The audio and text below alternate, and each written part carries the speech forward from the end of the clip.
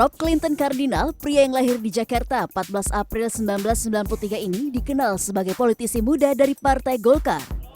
Rob Clinton juga pernah menjabat sebagai Ketua Umum Asosiasi Games Indonesia atau AVGI dan melebarkan sayapnya di bidang e-sports. Suami dari aktris Chelsea Islan ini juga membangun Onyx Esports yang merupakan grup petarung di dunia game online. Lalu bagaimanakah cara bos e-sports merebut hati warga dan bertarung dalam kontestasi pemilu 2024?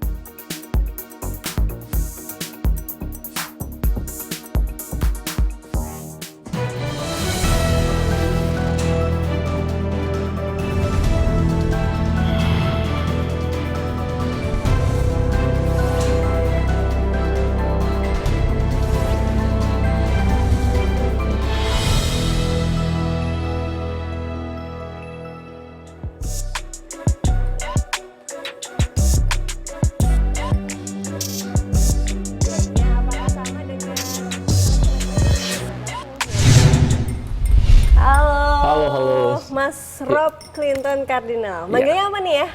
Clinton aja. Okay. Nah, saya udah bersama Clinton. Kayaknya mau dibikinin kopi nih, saya udah gak ada kopi. Oh iya nih, saya ada nih, udah disiapin. Nah, aduh. Boleh yang dingin kali ya saya? Waduh, boleh. Ada requestnya ya. Udah nemu requestnya. Iya. Oke. Saya ambil sendoknya. Jadi ganggu libur-liburnya nih ya, hari raya? Nggak apa-apa, misalkan nggak ada liburnya ini. Nggak ada liburnya. Oke. Mas Clinton, ini sambil kita ngopi dulu kali ya, biar lebih nggak panas kayak politik di Indonesia, gimana? Udah adem lah. Udah adem ya? Harus adem kita, politik nggak boleh panas-panas. Oke. Mas Clinton ini kan sebagai politisi muda nih, pasti orang juga ada yang belum tahu atau banyak mungkin yang masyarakat pengen kenal. Nah, Mas Clinton ini sebenarnya dulu kalau nggak salah sih pengusaha juga, terus terjun politik gimana ceritanya? Kalau dulu pengusaha salah sih, sekarang masih pengusaha. Masih pengusaha ya. Jadi memang awalnya dari pengusaha, tapi kita ngelihat gimana caranya kita bisa lebih ya, berbuat lebih lah untuk orang-orang lain. Kalau cuma buat pengusaha kan itu lebih buat ke diri sendiri. Nah, ini gimana kita bisa berimpact lebih buat orang lain, nah itu makanya terjun ke politik. Gitu. Oke, fokusnya apa sih dulu? Sekarang pengusaha ada 2 sampai sekarang? Kalau sekarang pengusaha ada media, ada media itu ada 2, sekarang ada Muse Media sama Positive Vibes. Kalau Positive Vibes ini lebih fokus ke mental health. Jadi anak muda punya problem banget lah. Kalau Muse Media juga media, tapi nggak beritainnya juga yang unik ya. Maksudnya kita punya angle sendiri yang gimana biar anak muda tuh pas ketika baca bukan cuma informasi aja, tapi mereka mendapatkan sesuatu yang lebih juga gitu ya. Berarti fokusnya memang anak muda ya. Lalu sosok Mas Clinton juga tidak bisa lepas dari figur seorang ayah yang cukup senior di Golkar, Pak Robert. Ini cukup kontribusi dan juga punya privilege sendiri nggak sih? Jadi lebih muda nggak sih masuk politik gara-gara ayah? Kalau misalkan saya ngomong nggak ada privilege, pastinya ada. Tapi saya pernah juga tuh, jadi pertama kali masuk, saya iseng coba, jadi nggak pakai nama belakang. Nggak pakai nama belakang, ketika merasakan itu ya memang kurang dianggap lah. Tapi begitu saya ganti ada nama belakangnya, semua orang langsung kayak, oh ya Mas Clinton, nah gitu. Jadi memang berbeda. Nah ini sebenarnya yang disayangkan sih, sebenarnya kan harusnya kan kita kalau ngasih contoh harusnya ke semua orang harusnya sama gitu, nggak boleh pandang-pandang karena dia siapa gitu. Berarti sempat merasa senioritas gitu atau salaman nggak dianggap misalnya? Ya biasalah, tipikal mungkin Mbak Naya pernah ngerasain juga salaman orangnya tapi nengoknya ke sebelah mana gitu, yang penting salaman lah aja gitu. Itu saya pernah rasain semua juga. Jadi tapi sebenarnya proses itu saya mau lakuin karena biar tahu rasanya digituin, jadi kedepannya ketika mungkin nanti pada posisi tertentu nggak seperti itu. Lebih bisa menghormati orang lain juga begitu ya. Lalu apa sih triggernya untuk bisa terjun ke politik? Ini kan sebagai anak muda biasanya kan ya udah, apalagi saya udah punya usaha, terus anak muda biasanya pengen yang lebih kreatif. Kalau politik kan katanya penuh trik. Nah, kenapa nih? Sebenarnya sih sama aja ya. Sebenarnya menurut saya kalau setelah dua-duanya jalanin, politik sama berpengusaha sama aja. Pengusaha juga kan harus banyak trik-triknya juga, tips and triknya juga harus banyak. Terus di dalam sana juga ada namanya, kita ngomongnya game ya. Jadi kayak harus pinter juga cara negosiasi, sama aja kayak politik. Tapi bedanya kalau politik kita negosiasi untuk kepentingan orang banyak. Kalau jadi pengusaha kita negosiasi untuk perusahaan kita. Ya, jadi dua-duanya sebenarnya sama aja sih. Ada intrik-intriknya tetap ada gitu. Dan dua-duanya punya ya masing-masing kelebihannya juga gitu. Nah, misalkan kalau berpolitik bisa bikin keputusan buat orang banyak. Kalau berpengusaha bisa tuh bikin keputusan ya mungkin untuk kita atau untuk holding company doang. Emang apa ingin terjun ke politik karena mungkin melihat politikus kita yang memang kurang mumpuni atau gregetan gitu supaya aduh ini kayak harus terjun juga deh supaya tahu atau bikin kebijakan yang dampaknya lebih besar. Apa nih Mas? Salah satunya itu sih sebenarnya kayak ngelihat pos-pos yang ada sekarang ini yang harusnya diisi anak muda kok malah diisi orang-orang yang mohon maaf udah senior, udah bukan cuma udah senior doang, tapi nggak punya kapasitas di sana. Itu yang bikin gregetan sih. Kayaknya makanya harapannya ke depannya bukan saya doang, tapi anak-anak muda yang punya kapasitas itu yang lebih banyak lagi masuk ke dalam sana. Karena kalau politik kan banyak komprominya, nggak bisa sendirian juga merubah landscape yang kayak gini, harus rame-rame gitu sih. Oke. Nah ngomongin soal Clinton, Mas Rob Clinton ini juga tidak lepas dari sosok sang istri ya, Chelsea Islan. Nah ngomong Mbak Chelsea kemana nih, nggak ada nih di sini? Oh Mbak Chelsea lagi di rumah istirahat karena lagi sibuk promo filmnya kan, Tira. Promo series terbarunya. Wah gimana nih support dari sang istri, karena apakah juga menjadi privilege dengan sosok yang sudah famous, sang istri terkenal, jadi lebih mudah nih untuk bisa branding ke masyarakat. Jadi kalau misalkan kita ngomong orang lagi pencalekan atau kampanye, memang popularitas itu adalah privilege juga ya. Karena kan tapi kan popularitas doang itu nggak menjamin, harus ada elektabilitas. Jadi pas kita turun ke masyarakat kita harus buktiin tuh, jangan cuma karena orang kenal pasti terpilih. Kan buktinya banyak juga public figure yang maju tapi nggak terpilih juga gitu. Karena memang di lapangan itu menjadi pembedanya nanti. Tapi kalau misalkan dari hubungan kita berdua sih pastinya kita selalu saling support ya. Jadi kayak contoh saya support di Chelsea di dunia perfilman, saya support 100%. Apapun keputusan saya, Chelsea pun support 100%. Gitu. Yang penting kita ketika melakukan itu kita selalu komitmen sama diri kita masing-masing, harus 100% lah.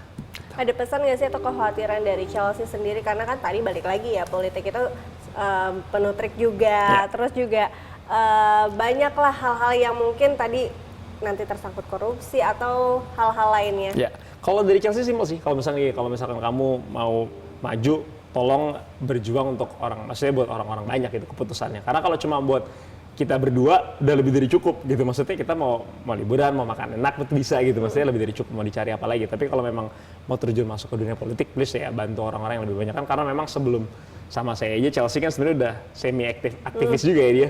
Udah ngomongin peduli lingkungan, udah ngomongin pentingnya pendidikan. Jadi misi itu yang mungkin Chelsea nggak bisa tap in ke dalam dunia politik, dititipin ke saya tuh. Misinya dia lingkungan harus bersih, maksudnya harus sustainable. Kemudian yang kedua pendidikan harus merata. Nah itu dititipin misi dia yang itu dititipin ke saya dari dunia politiknya. Pernah juga nggak sih dipindah sama partai lain atau emang udah nyaman di Golkar? Kalau sekarang sih nyamannya di Golkar ya, karena Golkar partai yang besar pastinya dan teman-teman banyak di sana. Kemudian juga Golkar ini mungkin salah satu partai yang paling memungkinkan siapapun untuk duduk jadi pemimpin gitu loh, kan ganti-ganti ya.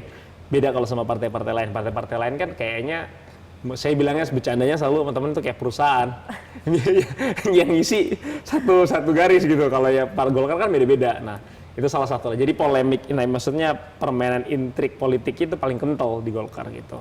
Contoh misalnya kalau lagi Munas pasti paling ribut. Betul. Ya, kalau yang lain kan nggak berani lah, udah ikut aja katanya. Jadi maksudnya ya kalau mau belajar politik kan selalu ada orang bilang mau belajar politik paling bisa belajar ya di Partai Golkar. Tapi memang ada juga sih ajakan-ajakan dari teman-teman di partai kiri dan kanan. Pernah nggak sih bereksperimen di partai sendiri, maksudnya bikin suatu gebrakan sebagai anak muda?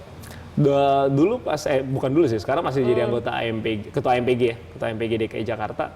Pernah sih, maksudnya kita bikin gebrak-gebrakan yang anak muda banget. Dan memang pada waktu itu yang nggak semuanya diterima ya. Ya namanya juga anak muda apa sih, nggak butuh kita kayak gitu-gitu politiknya. Cuma ya sekarang kembali lagi, sekarang mereka justru yang butuh ke kita nyari itu kayak masukan-masukan gimana caranya lebih jadi anak muda, tapi saya bilang ke mereka kalau untuk menjadi anak muda itu nggak bisa dipaksakan, itu lebih ke mindset sih gitu. Karena percuma aja kalau kita misalkan ngajarin mereka biar lebih kayak anak muda, tapi merekanya nggak seperti itu tiap hari gitu. Apa perubahan atau misalnya pemikiran out of the box dari anak muda ini untuk sebuah partai? Apalagi Golkar pasti sering memberikan masukan ya. Kalau saya coba misalkan, kalau mereka kan pasti kan fokusnya kalau misalkan politisi jalan lama pakai datang ke ngasih-ngasih lah. Pengennya ngasih-ngasih aja, udah pokoknya ngasih-ngasih habis itu udah beres gitu. Kalau saya sih sebenarnya lebih percaya ketika kita misalkan turun ke lapangan ya, kita bisa ngasih bukan cuma ngasih sesuatu tapi kayak ngasih coaching klinik lebih ke misalkan sekarang kan UMKM lebih gampang misalnya nyari pendanaan, tapi UMKM itu sendiri kalau nggak dikasih coaching klinik tentang megang sosial media gimana, cash flow-nya nggak diajarin, itu semua kan percuma. Kayak yang istilahnya saya selalu ngomong kayak garamin laut aja deh, udah asin, dikasih aja gitu pokoknya. Nah itu dan kebanyakan kalau misalkan data kan banyak dana-dana UMKM itu malah sekarang kan jadi nyangkut kan, nggak bisa muter kan. Nah itu sebenarnya yang sangat disayangkan. Nah kalau saya sih bilang, karena ekonomi digital dan kreatif ini yang paling kenceng ya. Kalau saya bilang ajarin, bukan ajarin sih, bilang ke politisi senior yang harus diajarkan ke bawah itu gimana cara mereka menyerap ekonomi digital ini gitu. Bukan ditakut-takutin gitu sih. Jadi penasaran gimana sih gayanya Clinton ini turun ke lapangan dengan gaya anak mudanya, apakah sama dengan caleg-caleg lain? Kita lihat langsung aja ya nanti ya. Iya, nanti kita turun ke lapangan. Oke, kita nanti langsung aja. Siap. Berarti habis minum kopi kita langsung ya? Langsung habis minum kopi kita. Masalah uang ya, kita bilang ya yang pasti cost of politics Indonesia sih lumayan lah ya, lumayan mahal, mungkin 2-3 mungkin kurang lebih. 2-3 M? Iya, sisanya sih mungkin disupport dari temen lah.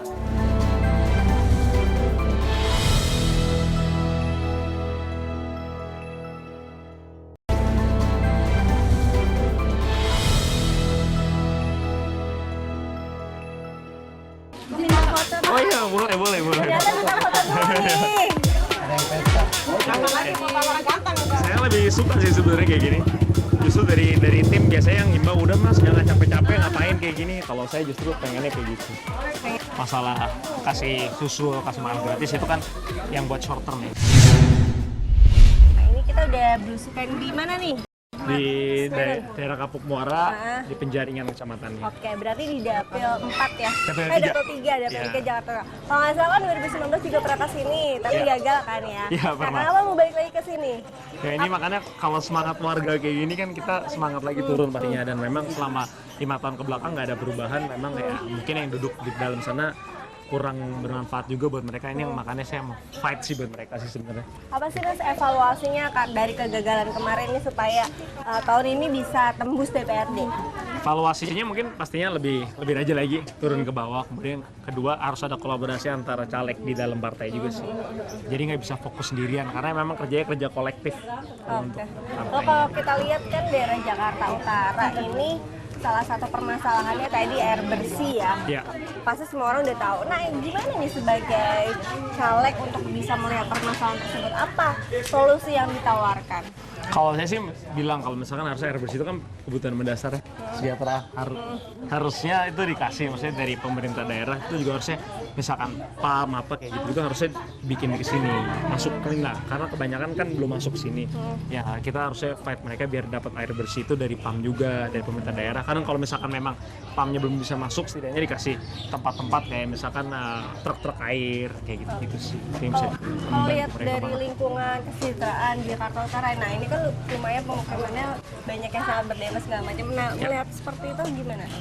Nah ini ya, makanya kan kalau misalkan lingkungan padat begini, kalau tingkat kesehatan yang nggak dijaga, tingkat kebersihan kan misalkan ada penyakit kan menyebarnya dengan cepat ya. Nah itu kembali lagi, makanya saya peduli dengan misalkan tadi saya bilang kebersihan atau air bersih itu penting banget. Kalau nggak, kalau ada apa-apa kan bisa kena warganya semua. Mas Clinton, ini apa ya model belusukan seperti apa yang ingin ditawarkan oleh politisi muda seperti Mas Clinton? Karena kan banyak lah yang nyalek juga kan, tapi ini kan masih muda, apa yang bedain? Yang bedain ya gini, kita harus nggak boleh capek. Kalau bisa 5 RW kita sambangin, kalau perlu semuanya. Tapi maksudnya kan kalau misalkan yang lain mungkin yang senior maunya dikumpulin habis itu pulang, paling ngobrol 10-15 menit. Oh ini langsung warga, jadi ketemunya bener-bener responsifnya itu benar-benar nggak disetting, jadi kita tahu nih beneran apa yang dibutuhin, apa yang benar-benar mereka perlu gitu-gitu. Nah kalau kayak gini kan berarti sering ketemu. Nah gimana, sering diminta foto nih sama ibu-ibu sama cewek-cewek? Nah kalau sama ibu itu ya bonus lah foto sama ibu. Saya yang seneng kok. Oke, saya yang seneng. Nah ini kayak contohnya nih ya, kita langsung sapa juga nih ya Mas ya. Halo Bu. Kalau, udah dapat minum susu aja. Ini calonnya ya. Halo Bu. Halo Pak. Satu kakak satu. Halo Bu. Ibunya ibu. Nah, ini satu lagi nih. Coba. Minum susu. Susu coklat apa susu putih? Iya. Permisi Pak ya. Berarti Mas Clinton sebelum kita ini bagi-bagi sini Mas. Iya. bagi-bagi susu ya? Iya. Sebelah sini gitu. Oke. Oke. Nah, bagi-bagi susu ini emang udah selalu bawa nih, sesuai dengan programnya Capres nomor 2 ya? Iya, kita support juga karena memang pada dasarnya anak-anak dari kecil kan perlu gizi yang cukup. Ini kita bagi-bagilah, meringankan mereka. Nah, selain itu kan bagi-bagi susu, apa sih yang jangka panjang ini supaya tadi kesejahteraan, kesehatannya sebagai anak muda kan pasti punya ide-ide yang lebih fresh, yang lebih genuine gitu. Ya, contohnya misalkan kalau tadi misalkan kita ngomong masalah kasih susu, kasih makan gratis itu kan yang buat short term ya. Tapi kalau buat long term tuh misalkan kita UMKM kita berikan mereka mulai inkubasi digitalnya kita kasih tahu, pendampingannya kita kasih tahu sehingga kedepannya mereka pun bisa membantu orang sekitar, nggak cuma nungguin bantuan dari kita. Jadi lebih berkembang. Kalau tantangannya sebagai politisi muda, ini apa sih di tengah pemilu 2024 yang penuh warna dan juga dinamika?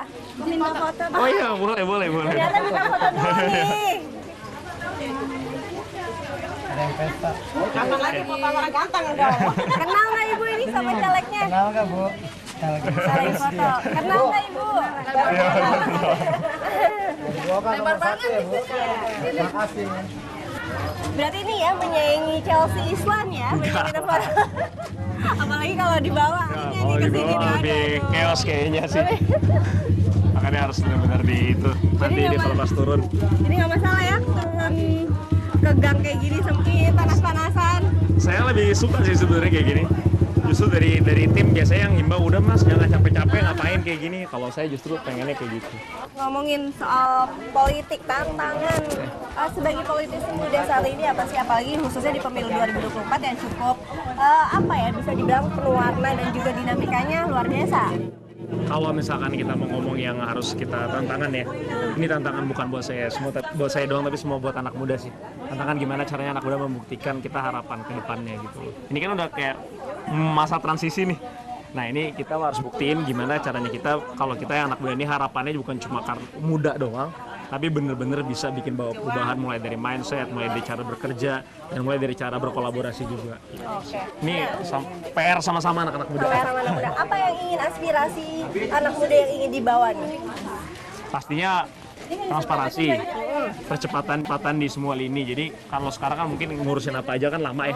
Maunya tuh nggak jangan kayak gitulah. Maksudnya ngurusin hal-hal yang simpel aja kan kadang kalau nggak ada, mohon maaf kalau nggak ada uangnya susah lama. Ya itu yang harus satu harus diberantas dulu. Kemudian ada transparansi ini mulai dari pembahasan sampai nanti pengawasan itu harus jelas. Oke. Kalau nih anak muda kan ciri khasnya lebih apa ya buka-bukaan. Nah pengen tahu sih kalau jadi politisi muda kayak gini untuk bisa maju ke anggota DPRD modalnya apa sih Mas? Modalnya berapa sih? Kira-kira. Kalau modal sih pasti pertama kita modal karena saya agak privilege ada popularitas dari teman-teman atau enggak karena pernah maju di sini jadi udah ada yang kenal. Kemudian keduanya jadi elektabilitas kan, cara merubah shift itu. Tapi kalau misalkan mau modal misalkan masalah uang ya kita bilang ya yang pasti cost of politics Indonesia sih lumayan lah ya. Lumayan mahal, mungkin 2 sampai 3 mungkin kurang lebih. 2-3 M. Iya, sisanya sih mungkin disupport dari temen lah. Kurang lebih kayak susu gitu bisa minta dari temen gitu. Tidak sponsor ya? Minta lah, karena kebanyakan teman selama ini justru sebenarnya mereka bukan anti politik tapi mereka nggak tahu mau mensponsori siapa. Gitu, bukan mau sponsori tapi membantu lah gitu. Mereka kalau misalkan gue mau turun nih, ya udah apa yang bisa gue bantu kasih buat warga gitu. Mereka banyak yang kayak gitu. Berarti ternyata banyak yang mensupport juga tadi begitu ya? Ya cuma mereka nggak percaya sama yang selama ini maju gitu aja sih sebenarnya. Nah, aku pengen tahu juga nih isu-isu terkait Indonesia ya tentang undang-undang apa DKJ baru segala macam. Tapi nanti kita jawab di tempat selanjutnya ya. Kita lanjut belusukan lagi ya Mas Siap, ya? oke. Ya mungkin yang kemarin nggak sempat ngomongin Mas Gibran atau semuanya, kan kemarin udah ngomongin hilirisasi digital, ngomongin masalah kripto, blockchain, ngomongin inkubasi. Mungkin karena saya anak games, belum ngomongin e-sportsnya tuh.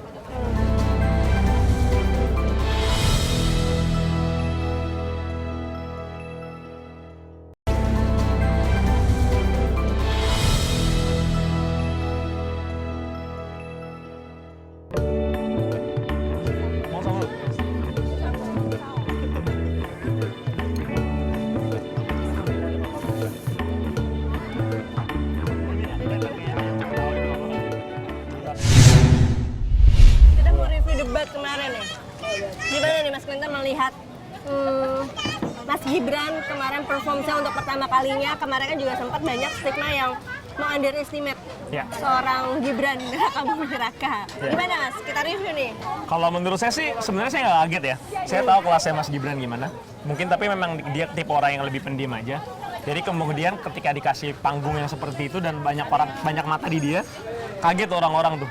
Tiba-tiba dia bisa ngomong seperti itu. Karena pada dasarnya sebenarnya ideas dia tuh udah luas. Jadi kalau banyak ada yang ngomong sekarang polemiknya setelah bagus, dia bilang itu hafalan, itu ada yang bantuin kayak gitu. Memang sebenarnya kalau memang orang udah nggak suka, ya nggak suka aja.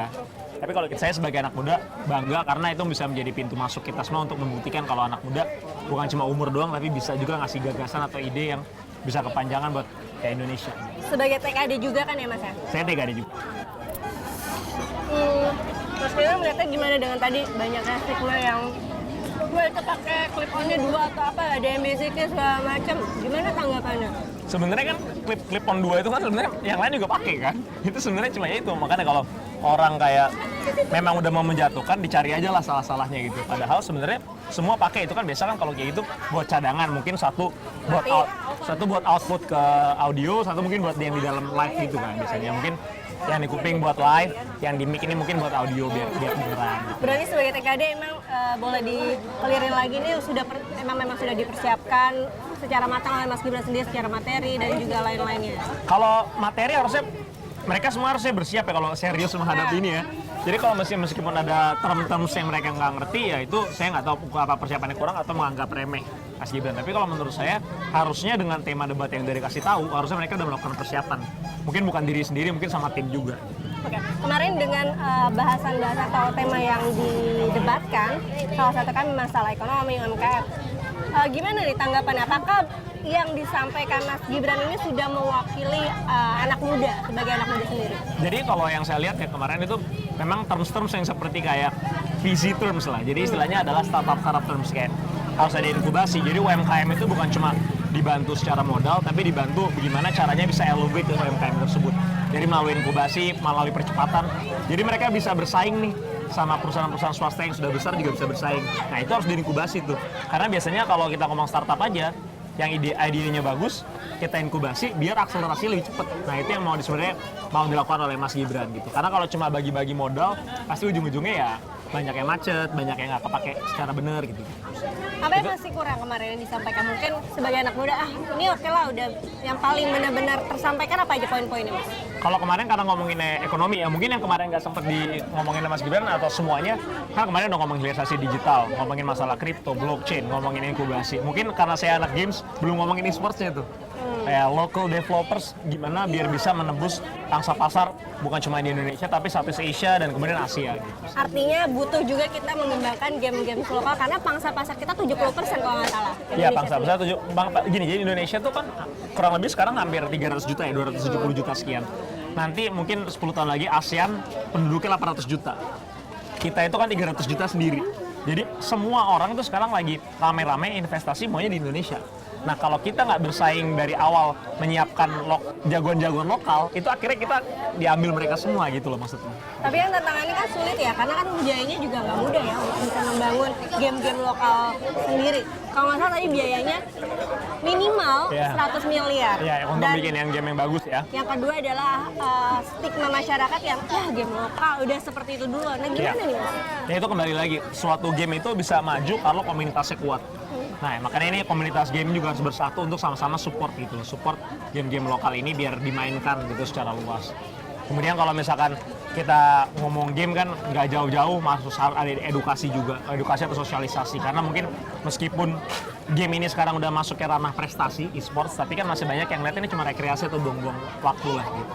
Tapi ternyata lebih dari itu bisa potensial juga untuk anak-anak muda sebagai pekerjaan atau juga sebagai membuka lapangan kerja baru begitu. Karena ada banyak stakeholdersnya, kalau bukan cuma main game doang, ada caster, ada konten kreator juga di gaming itu, dan saya ngelihat secara langsung ya bersentuhan dengan mereka dari yang nggak punya apa-apa sampai sekarang udah bisa ya umrohin bapak ibunya, beli rumah, itu anak-anak umur 17-18 yang melakukan hal itu.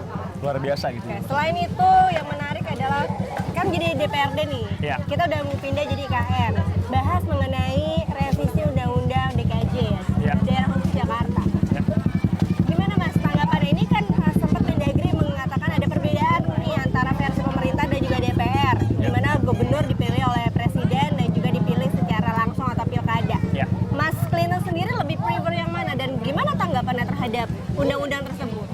RUU DKJ ini kan disiapkan karena ketika nanti sudah pindah harus ada bentuk baru nih dari Jakarta.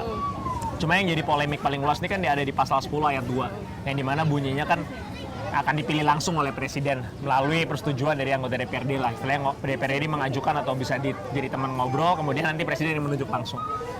Saya rasa sih jangan kayak gitu ya, karena contoh gubernur-gubernur Jakarta yang baik ini pilihan-pilihan warga langsung gitu. Biarlah dites secara langsung oleh warganya gitu. Supaya demokrasi lebih terasa begitu. Ya. Justru kalau yang saya mau mungkin ya, itu adalah wali kota juga dipilih langsung. Jadi jangan cuma diangkat oleh gubernur lewat jenjang PNS. Kalau sekarang kan seperti itu. Harapan saya wali kota pun bisa dipilih langsung sama kayak di daerah-daerah lain. Kayak Dan harapannya juga nih dipilih langsung ya nanti. Pilih langsung. Karena dengan pilih langsung berarti kita udah membuktikan gitu loh.